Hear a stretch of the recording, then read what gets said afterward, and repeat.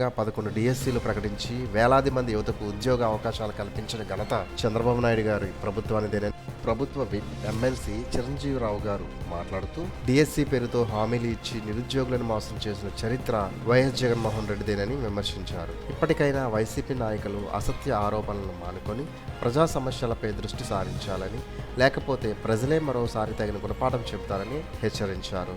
ఈ కార్యక్రమంలో విశాఖ జిల్లా విఆర్ఎండి చైర్మన్ ప్రవీణ్ గోపాల్, ప్రభుత్వ విప్ ఎమ్మెల్సీ చిరంజీవిరావు, ఎలుసూరి శివకుమార్, సాకిన రత్నకాంత్, బొండా రవికుమార్, వెంకట్ దినేష్, పీలా లక్ష్మీ అవినాష్ తదితరుల నాయకులు, పార్టీ కార్యకర్తలు పాల్గొన్నారు. వైపాడ చిరంజీవిరావు గారికి, ఇక్కడికి విచ్చేసిన పెద్దలందరికీ, నా తోటి మెగా డిఎస్సి 2025 బ్యాచ్ టీచర్ కి హృదయపూర్వక నమస్కారాలు. ఫస్ట్ ఆఫ్ ఆల్, అపాయింట్మెంట్ తీసుకున్న రోజు నుంచి ఈ రోజుకి వింటున్నా మనం ఒకే ఒక క్వశ్చన్, పారదర్శకంగా జరిగిందా అనే క్వశ్చన్. పారదర్శకంగా జరిగిందా అనే క్వశ్చన్ కి సమాధానం ఈ రోజు మనం ఇక్కడ అందరూ అటెండ్ అయ్యాం. ఇదే ఫస్ట్ వాళ్ళకి ఇచ్చిన సమాధానం. నిజంగా పారదర్శకంగా జరిగి ఉండకపోతే ఈ రోజు ఎవరింట్లో వాళ్ళు ఉండి ఈ ఫోన్ లోనే చూసి ఉండేవాళ్ళం ఏం జరుగుతుంది అని. లేదు, మనం అక్కడికి వెళ్లి సమాధానం చెప్పాలి అనే మనం ఈ రోజు ఇక్కడికి వచ్చాము. So hats off to our friends. Exactly first సమాధానం ఎవరికి కావాలో వాళ్ళకి అందింది అనుకుంటున్నాను. పారదర్శకంగా జరిగిందా అనే క్వశ్చన్ కి ఫస్ట్ నేను ఒక ప్రాసెస్ చెప్తున్నాను, వినండి. ఫస్ట్ నోటిఫికేషన్ తీసినప్పటి నుంచి అడ్డంకులు పెడుతూనే ఉన్నారు. అది మీ అందరికీ తెలిసిన విషయమే. ఒక ఎంప్లాయీగా, ప్రైవేట్ ఎంప్లాయీగా ఏమైనా జాబ్ చేయాలి అన్నా సరే, అమ్మో నోటిఫికేషన్ పడిపోయింది, జాబ్కి వెళ్ళాలా లేదంటే ఇంట్లో ప్రిపేర్ అవ్వాలా అనే తికమక వయసులో ఆ ఆలోచనలో కూడా చాలా మంది ఫ్యామిలీ విమెన్స్ గా, జెంట్స్ గా చాలా మంది సఫర్ అయ్యి ఎంతో కష్టపడి సాధించుకున్న జాబ్ ఇది. ఈ రోజు మనం ఇక్కడ కూర్చున్నాం. నెక్స్ట్ నోటిఫికేషన్ వచ్చిన తర్వాత వాళ్ళు చెప్పినట్టుగానే, క్యాలెండర్ రిలీజ్ చేసినట్టుగానే మనకి నోటిఫికేషన్ ఇచ్చారు. జాబ్ కూడా వచ్చింది 148 days లో.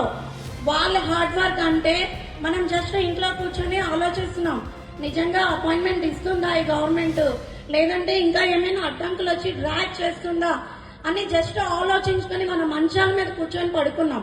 కానీ మన వెనుక విద్యా సంస్థ, ఈవెన్ నారా లోకేష్ గారి దగ్గర నుంచి మన ఎన్ఏ వాళ్ళ వరకు ఎన్నో రాత్రులు నిద్ర లేకుండా మన కోసం కష్టపడ్డారు. ఆ రోజు వాళ్ళు కష్టపడితేనే ఈ రోజు మనం ఇక్కడికి వచ్చాము అపాయింట్మెంట్ తీసుకొని. కానీ ఇక్కడితో వదిలేస్తుందా? లేదు. ఎందుకు అంటే వీళ్ళకి జాబ్ వచ్చింది అంటే గవర్నమెంట్ మీద ఒక మంచి అభిప్రాయం తెచ్చేసుకున్నారు. టీచర్స్ ని పట్టుకుంటే ఏం జరుగుతుందో లాస్ట్ గవర్నమెంట్ ఆల్రెడీ చూసింది. ఆ భయం వాళ్ళకి ఇంకా పోలేదు, అది ఫ్యూచర్ లో పోదు కూడా, పక్కా రాసిస్తున్నాం. ఎందుకంటే సమ్మర్ వెకేషన్ లో ఏదో ప్రశాంతంగా కూర్చున్నాం. ఇన్ని మంత్స్, 6 months అయిపోయింది జాబ్ వచ్చి. ఏం చేయాలో వాళ్ళు తోచట్లేదు కదా. పారదర్శకంగా జరిగిందా అని మళ్ళీ క్వశ్చన్స్, మళ్ళీ యూట్యూబ్ లో క్వశ్చన్స్ అవే రొటేట్ అవుతున్నా. ఇందాక సార్ చెప్తున్నట్టు గూగుల్ ఒక గురువు అని చెప్పారు కదా. ఆ గూగుల్ ఒక గురువు ఎప్పుడు మనం అడిగే క్వశ్చన్ కి మాత్రమే ఆన్సర్ చెప్తుంది ఆ గూగుల్. కానీ ఒక గురువు అడగలేని దానికి కూడా మంచి చెడులు ఇదేనా అని వాళ్ళకి పిల్లలకి మంచి చెడులు చెప్తుంది. గూగుల్ అన్నంత మాత్రాన పిల్లలు సంస్కారంగా పెరిగిపోరు. ఒక మంచి గురువు ఉంటేనే ఒక సంస్కారంగా సొసైటీలో ఎలా ఉండాలో తెలుస్తుంది. 2025 బ్యాచ్ చాలా నమ్మకంగా ఒక హోదాలో నిలబట్టి మనకి అపాయింట్మెంట్ ఇవ్వడం జరిగింది. దానికి మనం రుణం జీవితాంతం తీర్చుకోలేము కూడా. కానీ 1% మనం లాస్ట్ అకాడమిక్ ఇయర్ లో తీర్చుకొని చూపించాం. ఏ రోజు చూడలేని ఒక రిజల్ట్ అనేది ప్రతి యాడ్స్ లో మనం చూపించుకున్నాం. దట్ ఈస్ 2025 బ్యాచ్ అని మనం వాళ్ళకి దర్జాగా they deserve for this job అని మనం నిరూపించుకున్నాం. నోటిఫికేషన్ నుంచి చెప్తున్న క్వశ్చన్ కి ఆన్సర్, ఒక్కొక్క వెరిఫికేషన్ కి మార్నింగ్ మనం 7:30కి బయలుదేరితే అపాయింట్మెంట్ తీసుకున్న రోజుకు ముందు వెరిఫికేషన్ కి 1 గంటకి 3 వెరిఫికేషన్లు అయ్యాయి ఒక పర్సన్ కి. అంటే వాళ్ళు ఎంత కీలకంగా ఆలోచించి ఇచ్చారా జాబ్. నాకు ఒక్క మెమో పేపర్ లేదు, సర్టిఫికేట్. నైట్ 12 అయింది, అమ్మ మీరు వెళ్ళి తీసుకొని రండి, అది అవుతేనే నెక్స్ట్ ప్రాసెస్ అవుతుంది అన్నారు. పర్లేదు మేడం అయిపోతుందిలే అని నాకు జాబ్ ఇచ్చేయలేదు, అవ్వదమ్మా వెళ్ళిపోండి అని కూడా పక్కకు పంపించలేదు. అలాంటి సపోర్ట్ చేసి ఒక గంటకి 3 అయ్యాయంటే మేము 12:30కి ఇంటికి వచ్చాం పెందుర్తి నుంచి స్టీల్ ప్లాంట్కి వెళ్ళి. అలాంటిది అంతా పిన్ టు పిన్ చెక్ చేసి వెరిఫికేషన్ చేసిన తర్వాత మెరిట్ లిస్ట్ లో పెట్టలేదు, జాబులు ఎలా ఇచ్చారని అడుగుతున్నారు. మెరిట్ లిస్ట్ లో పెట్టలేదా? పెట్టకుండా మనకి ఎలా తెలిసింది మనం సెలెక్ట్ అయ్యామని? మెరిట్ లిస్ట్ కాదు, సెలెక్షన్ లిస్ట్ కూడా పెట్టారు. హారిజాంటల్ వెర్టికల్ రిజర్వేషన్ తెలియని వాళ్ళు 33,830 మంది గ్రీవియన్స్ పెడితే ఒక్కరిది కూడా పక్కన తీయకుండా ప్రతి ఒక్కరికి సమాధానం చెప్పింది మన విద్యాశాఖ. అలాంటిది వాళ్ళందరూ సాటిస్ఫైడ్ గా వెళ్లారు. ఓకే, ఇదా రీజన్, నాకు అందుకు జాబ్ రాలేదా? కమ్యూనిటీ పరంగా చూశారు, విమెన్స్ కోటా చూశారు, స్పోర్ట్స్ పరంగా చూశారు.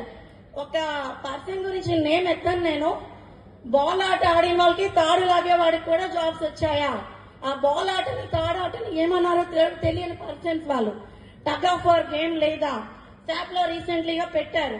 67 గేమ్స్ ఉన్నాయి శాప్ లో. ఆ శాప్ లో ఎవరైతే ఉన్నారో ఆ గేమ్స్ వాళ్ళు అల్లాటప్పగా డిస్ట్రిక్ట్ స్టేట్ కూడా ఇవ్వలేదు, అప్ టు ఇంటర్నేషనల్ లెవెల్ చూశారు. నేను ఎక్కడి నుంచి వచ్చాను చెప్పలేదు కదా, నక్కపల్లి మండలం చిన్నదోటికల్లు వ్యాయామ ఉపాధ్యాయురాలు నేను. మా బ్యాచ్ లో 139 మెంబర్స్ లో 3 స్పోర్ట్స్ కోటాలో జాబ్ వచ్చింది. ప్లీజ్ వన్స్ ఒకసారి వాళ్ళు ఉంటే నించోవాలి. వ్యాయామ ఉపాధ్యాయులు 139 మెంబర్స్ లో స్పోర్ట్స్ కోటాలో వాళ్ళ జాబ్ వచ్చిందంటే ఏ గూటి బిల్లా చెమ్మ చెక్క ఆడి రాలేదు వాళ్ళు, అప్ టు ఇంటర్నేషనల్ ప్లేయర్స్ వాళ్ళు. అలాంటి వాళ్ళకి జాబ్ ఇచ్చింది ఈరోజు. మాట్లాడితే ఏదో తాట బాల్ ఆట అంటున్నారు. ఏం మరి హాకీని కర్ర ఆట అనొచ్చు కదా, క్రికెట్ ని పెద్ద దుక్కతో ఆడుతున్నారు అనొచ్చు కదా. అంటే వాళ్ళకి తెలియని గేమ్స్ వాళ్ళకి అల్లాటప్ప గేమ్స్ అయిపోతాయి. స్పోర్ట్స్ కోటా అంటున్నారు, విమెన్స్ కోటా అంటున్నారు. ఇప్పుడు నాకు వచ్చిన మార్క్స్ కి వేరే వాళ్ళకి ఇంకా ఎక్కువ వచ్చిన విమెన్స్ కోటా మైనార్టీలో నాకు వచ్చింది జాబ్. అక్కడ రిజర్వేషన్ లో తీశారు కానీ మెరిట్ ఆధారంగా తీయలేదు కదా. మెరిట్ ఆధారంగా ఎప్పుడు తీశారు? వాళ్ళు చెప్పిన కోటా అయిపోయింది. విమెన్స్ కోటాకి 33% తీయాలి, తీశారు కదా. స్పోర్ట్స్ కోటాకి 3% తీయాలి, తీశారు కదా. నాకంటే తక్కువ వచ్చిందంటే అక్కడ కేటగిరీ చూడండి, ఫస్ట్ కమ్యూనిటీ చూడండి, మేల్ ఫీమేల్ చూడండి, అప్పుడు మాట్లాడండి. అలా మాట్లాడి గ్రీవియన్స్ కి వెళ్లిన కేసులో 33,830 మెంబర్స్ ప్రతి ఒక్కరికి చాలా గుర్తు, వాళ్ళకి బుర్రలోకి వెళ్ళినట్టుగా సమాధానం చెప్పి గవర్నమెంట్ అప్పుడే పంపించింది. ఇప్పుడు రిమైనింగ్ ఇక్కడ ఎంత మంది అయితే కూర్చున్నారో వాళ్ళు జెన్యూన్ గా they deserve to that place అనే పర్సన్స్ మాత్రమే మనం ఇక్కడ కూర్చున్నాం. అలాంటి వాళ్ళని ఈ రోజు ఎవరు బెదిరిస్తారు, ఎవరికి బెదిరిస్తారు? తిప్పి తిరిగామా, మేము జస్ట్ ఇక్కడికి వచ్చి కూర్చున్నాం, వాళ్ళు ఉన్న ప్లేస్ నుంచి కదులుతారు బయటికి. మనం చక్కగా ఏసీ రూమ్ లో కూర్చొని మాట్లాడుకుంటున్నాం, వాళ్ళు జస్ట్ ఒక రూమర్ స్ప్రెడ్ చేయాలన్న ఆలోచనలో. మనమే తిప్పి సాయి మూవీ చూశారు కదా, సాయి మూవీ ఎంతమంది చూశారు? సాయి మూవీ తిప్పి కొడితే ఒక యువత ఎలా ఉంటుందో వాళ్ళు ఊహించలేరు కూడా. చక్కగా జాబులు వచ్చాయి, చేసుకున్నాం, మమ్మల్ని ఇలాగా ఉండనివ్వండి. మేము తిరిగామా, నెక్స్ట్ కూడా రాలేదు దరిదాపుల్లోకి, అది ఖచ్చితంగా జరుగుతుంది. ఈ అవకాశం ఇచ్చిన ప్రతి ఒక్కరికి థ్యాంక్ యూ సో